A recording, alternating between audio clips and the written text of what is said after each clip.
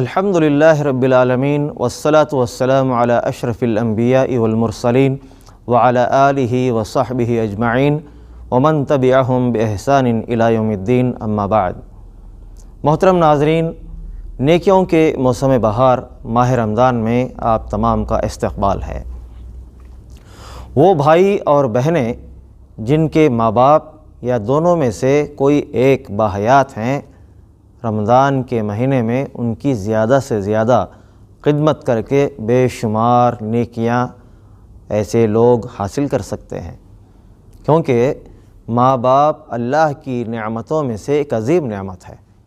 اس نعمت کی قدر و قیمت وہی لوگ پہچان سکتے ہیں جن کے ماں باپ اس دنیا میں نہیں ہیں۔ حضرت ابو امامہ رضی اللہ تعالیٰ عنہ بیان کرتے ہیں کہ ایک شخص نبی کریم صلی اللہ علیہ وسلم کے پاس آیا، اس نے سوال کیا، یا رسول اللہ ما حق الوالدین علی ولدہما، اے اللہ کے نبی صلی اللہ علیہ وسلم، ماں باپ کے بچوں پر کیا حقوق ہیں؟ تو آپ علیہ السلام نے فرمایا، ہما جنتک و نارک، کہ وہ دونوں آپ کے لیے جنت کا بھی درجہ رکھتے ہیں اور آپ کے لیے دوزخ بھی بن سکتے ہیں۔ کیا مطلب ہے کہ اگر تم ماں باپ کی خدمت کرو گے تو جنت حاصل کر پاؤ گے، اور اگر ان کی نافرمانی کرو گے تو پھر جہنم میں پہنچ جاؤ گے، جہنم کی سزا کے حقدار بن جاؤ گے۔ اللہ کے نبی صلی اللہ علیہ وسلم نے اس شخص کے حق میں بد دعا فرمائی جو ماں باپ کا نافرمان ہے۔ فرمایا، رغم انف ثم رغم انف ثم رغم انف من ادرک ابویہ عند الکبر احدہما او کلیہما فلم یدخل الجنہ، کہ اس شخص کی ناک خاک آلود ہو، اس شخص کی ناک خاک آلود ہو، اس شخص کی ناک خاک آلود ہو جس نے اپنے ماں باپ کو بڑھاپے میں بوڑھے ماں باپ کو پایا، ان دونوں کو یا ان میں سے کسی ایک کو، لیکن وہ ان کی خدمت کر کے جنت کا حقدار نہیں بن سکا۔ حضرت